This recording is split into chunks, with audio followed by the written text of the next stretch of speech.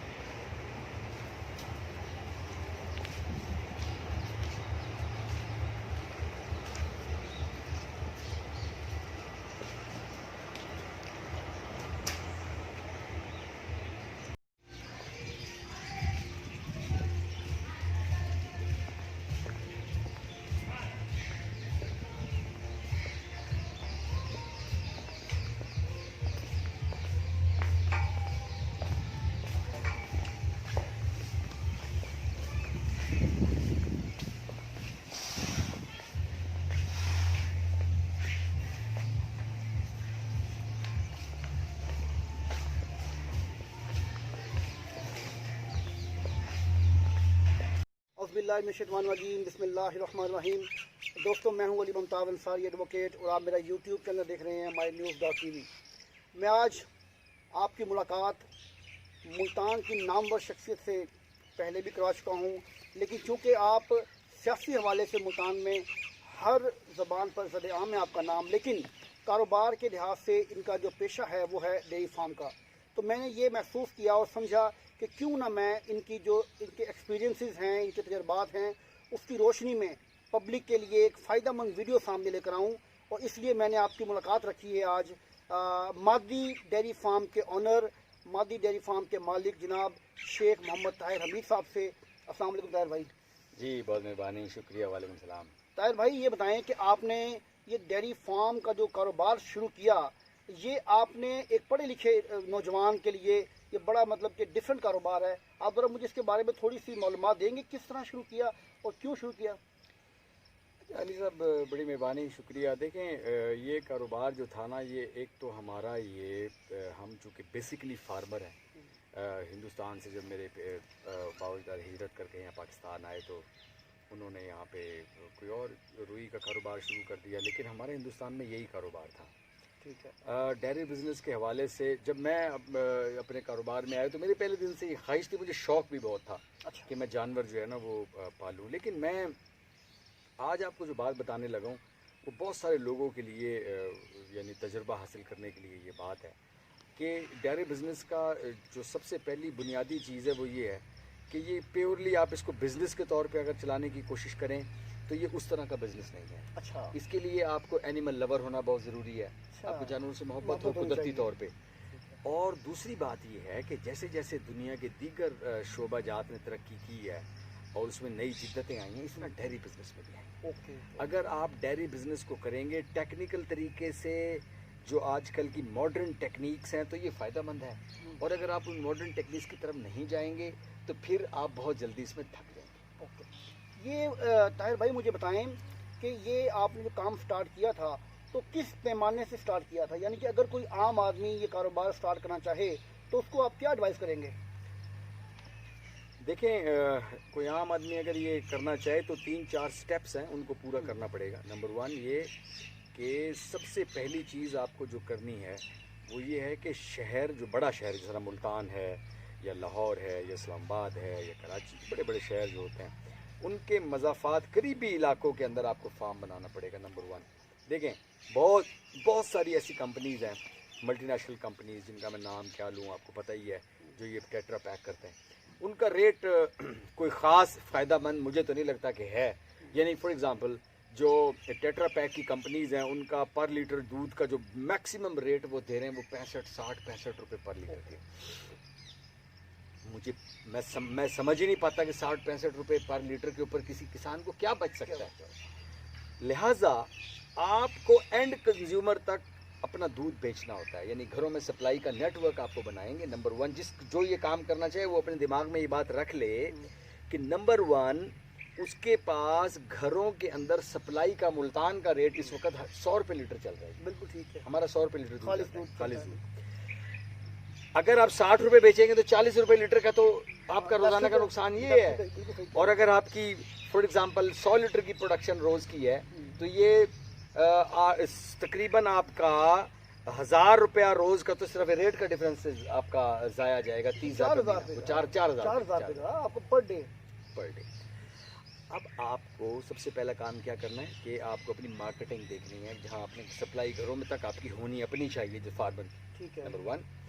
Number 2 آپ کے پاس اب ماڈرن طریقے سے جو چیز آ گئی ہے اس کو کہتے ہیں سائلیج.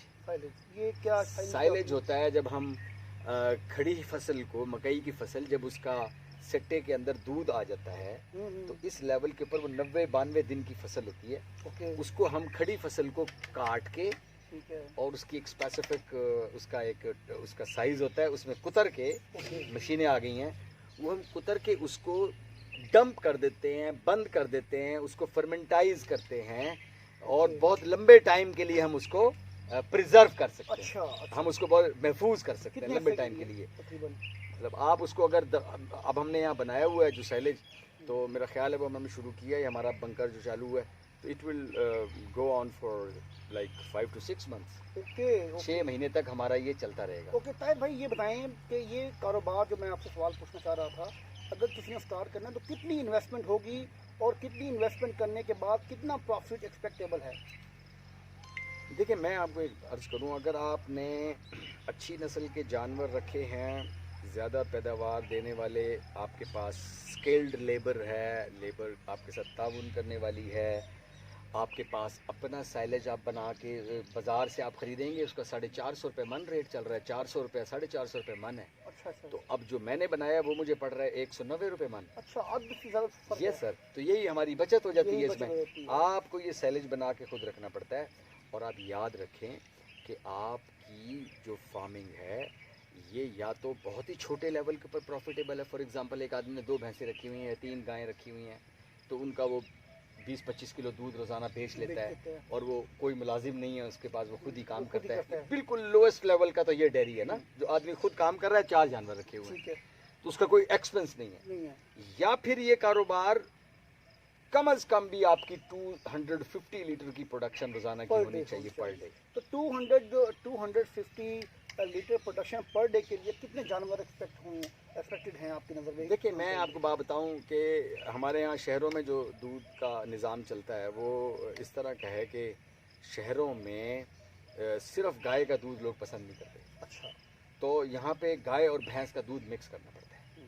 تو میرا خیال یہ ہے کہ 250 اینیملز کے لیے کم سے 250 لیٹرز کی پروڈکشن 24 آورس میں کرنے کے لیے دے مسٹ بی کم از کم بھی آپ کو دودھ دینے والے 18 سے 20 جانور کی ضرورت ہے. اچھا، اگر آپ کے پاس 18 سے 20 جانور موجود ہیں تو 250 لیٹر پر ڈے یا 20 آورز میں دیتے ہیں دودھ، تو اس میں پروفٹ ریشو کتنا ہوگا اندازاً؟ سر دیکھیں اگر آپ کا 250 لیٹر دودھ روزانہ نکلتا ہے تو بہت آرام سے میں سمجھتا ہوں کہ آپ کو تمام ایکسپنس نکال کے صرف اس دودھ کی سیل پرچیز کے اندر آپ کو کم از کم بھی 6 سے 7 ہزار روپے روز بچتا ہے، روزانہ بچتا ہے. اور جو ان کے بچے آپ کے 6 مہینے 8 مہینے کے بعد جب آپ ان کے بچے روک کے بیچتے ہیں تو وہ آپ کی ایک کمیٹی پھر وہ 10-12 لاکھ روپے کی نکلتی ہے. تو میرے کہنے کا مقصد یہ ہے کہ آپ اس کا راؤنڈ فگر اگر آپ نکال لیں آن ایوریج تو 10,000 रुपये पर डे प्रॉफिट है। बचा लें। यानी कि आपके कहने का मकसद ये है कि 18 जानवर रखें तो 3 लाख रुपये माहाना तक आप इजीली कमा सकते हैं। बिल्कुल। अच्छा ये बताएं ताहिर भाई कि इस डेयरी फार्म में हुकूमती सतह पर कोई आपको कोई मफीद मतलब की चीज़ें मिल सकती हैं, कोई मफादात मिल सकते हैं, और अगर हुकूमत से आप कोई मतलब कि कोई ऐसा तरीका बताना चाहे, कोई मशवरा देना चाहे तो क्या देंगे आप? देखिए, मैं बदकिस्मती से क्या आपसे बात करूं, मैं अर्ज़ करता हूं कि पाकिस्तान एक एग्रीकल्चर कंट्री है। जी जी बिल्कुल। पाकिस्तान के अंदर फार्मिंग के बेपनाह मौके मौजूद हैं, बशर्ते ये कि हुकूमत भी कोशिश तो करती है, हमारे फार्मर को भी चाहिए कि वो भी फार्मर भी जो हैं वो इसके ऊपर तो सीखें, मॉडर्न टेक्निक्स को सीखें। देखें, आज हमने अपनी गाय की नस्ल को बढ़ाने की बजाय हमारे पास सारे इम्पोर्टेड सीमन्स आते हैं बाहर से, अच्छा। जो हम बाहर की नस्लों को यहाँ पे परवान चढ़ा रहे हैं। हमारे पास चोलिस्तान नस्ल की गाय थी, हमारे पास साहिवाल थी, बहुत अच्छे हमारी यहाँ पे ब्रीड चल रही थी, उनकी ब्लड लाइन बहुत अच्छी थी, हमने उसके ऊपर कोई जेनेटिकल इंजीनियरिंग के ऊपर कोई काम ही नहीं किया। आज इस वक्त मैं भी पिछले दिनों पढ़ रहा था कि 100 लीटर पर डे की गाय इस वक्त अमेरिकन जो फ्रीजन है, 100 लीटर पर डे के ऊपर एक गाय 100 वाह लीटर। वाह, बड़ी बात है। और उन्होंने कंट्रोल्ड शेड बनाया और बड़ी शानदार उसके अंदर उन्होंने तजर्बात किए हैं और बहुत आगे ले गए डेयरी बिजनेस को। मैं समझता हूँ कि हमें पाकिस्तान के अंदर, आपने देखा है कि मेरे पास यहाँ पे हमने हमारे पास दूध का काम भी है, और मैं जितने मेरे फार्मर भाई इसको देख रहे हैं, मेरी बात याद रखें, आप जब भी दूध का काम करें तो एक बात याद रखें कि आपको फैटरिंग के लिए बछड़ों का काम भी साथ ज़रूर करना पड़ता है। बछड़े आप ज़रूर पालें, और आजकल तो बहुत ज़बरदस्त एक अब तो उसके लिए पूरा मैकेनिज़्म मेरे पास भी हैं। आप 100 दिन के लिए एक बछड़ों का लाट डालें। हर आदमी जिसके पास 10, 15, 20 जानवर दूध वाले हैं तो उसके ऊपर लाजिम है कि वो 40 से 50 बछड़े ज़रूर पाले गोश्त के लिए। अच्छा, ये आपके एक्सपेंस भी एक तो बर्दाश्त करते हैं। मिसाल के तौर पे आपके वही लेबर काम कर रही होती है, और बछड़े जो हैं वो पल रहते हैं, कम खर्चे के ऊपर पल जाते हैं, और आपको 100 दिन के बाद फी बछड़ा जो है वो 12-14 हज़ार रुपये, 10 हज़ार रुपये कम से कम, 8-9-10 हज़ार रुपये तो हर हाल में बच जाता है। तो ये भी एक बहुत अच्छी एक टेक्निक है, और इसकी डिमांड भी बहुत है, अब एक्सपोर्ट भी बहुत होने लग गया बीफ पाकिस्तान से।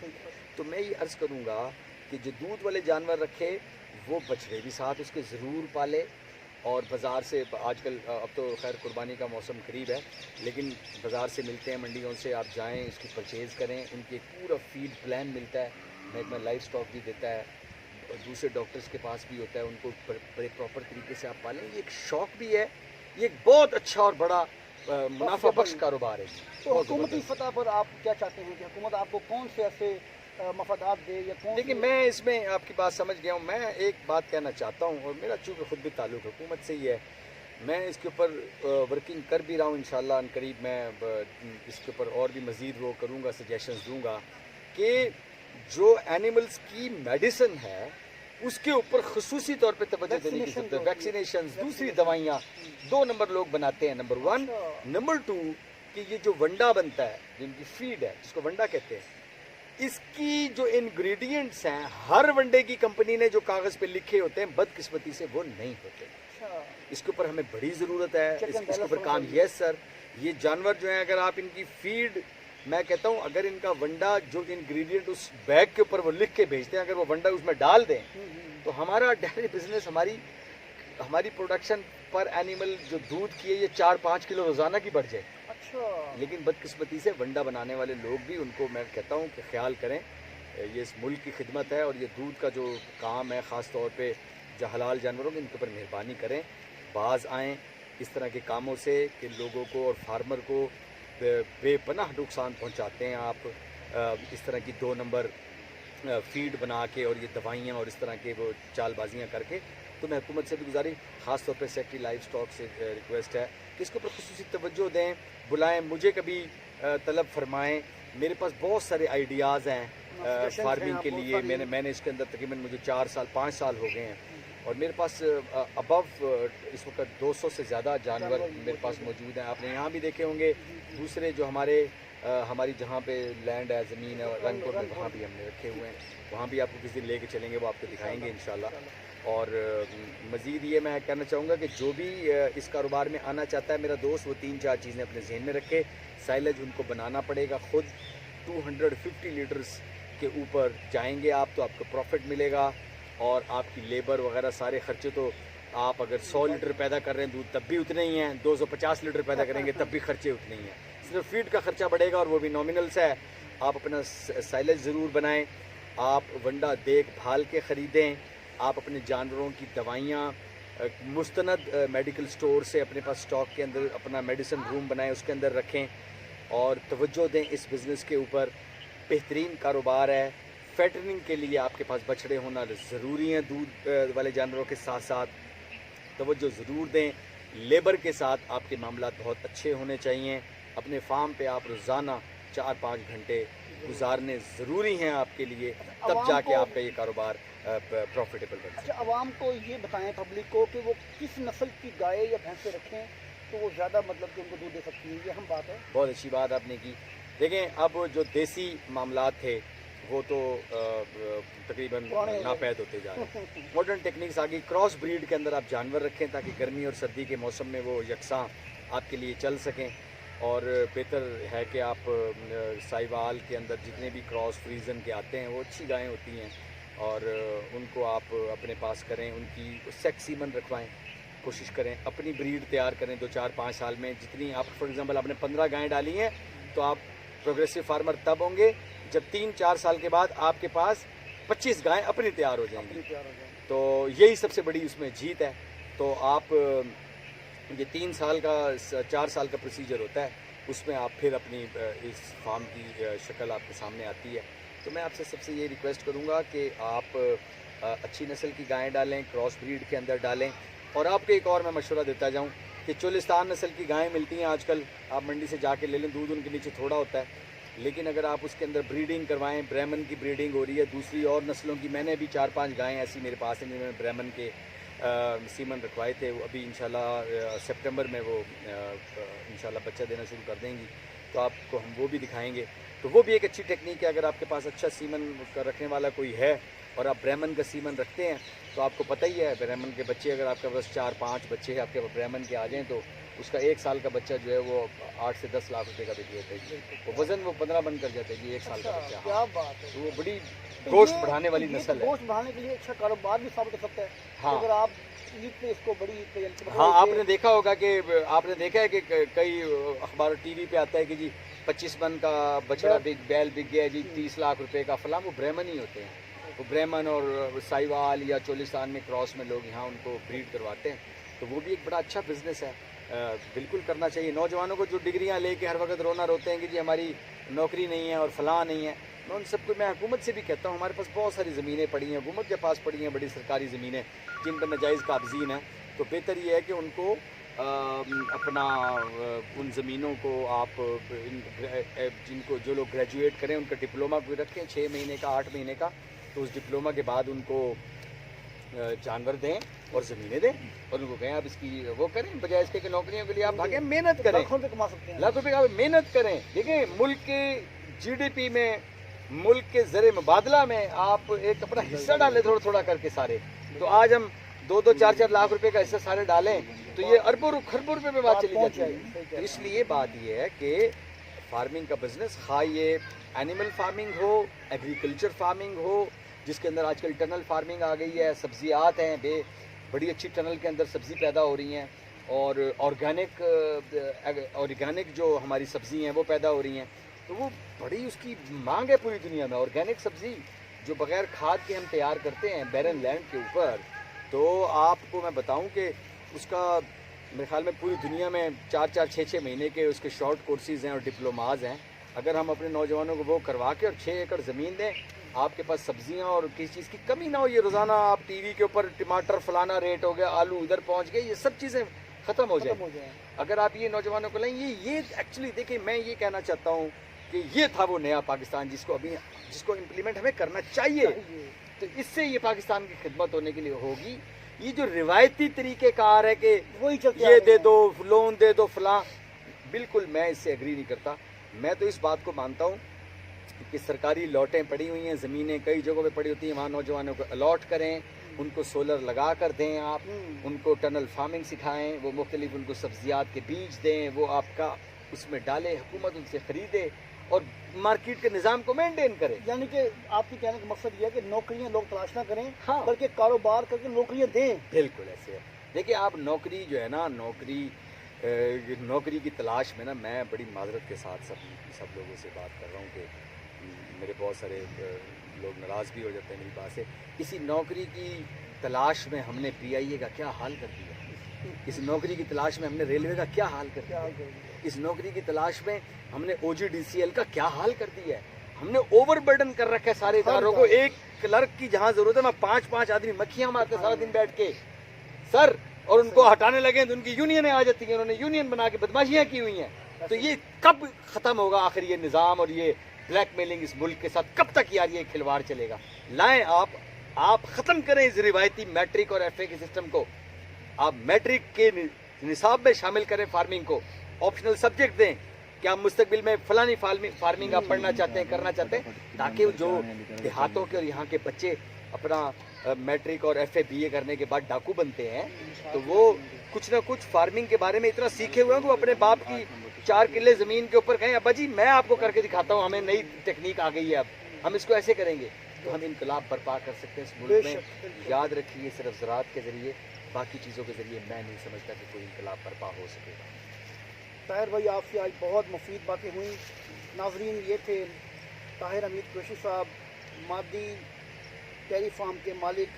ان کے ساتھ بڑی شاندار گفتگو ہوئی اور آپ دوستوں کے لیے اور خاص طور پر کسانوں کے لیے، ڈیری فارمرز کے لیے بہت معلوماتی گفتگو ہوئی. میں آپ کا شکریہ ادا کرتا ہوں. انشاءاللہ اگلی ویڈیو کے ساتھ آپ کے پاس حاضر ہوں گا. اللہ حافظ.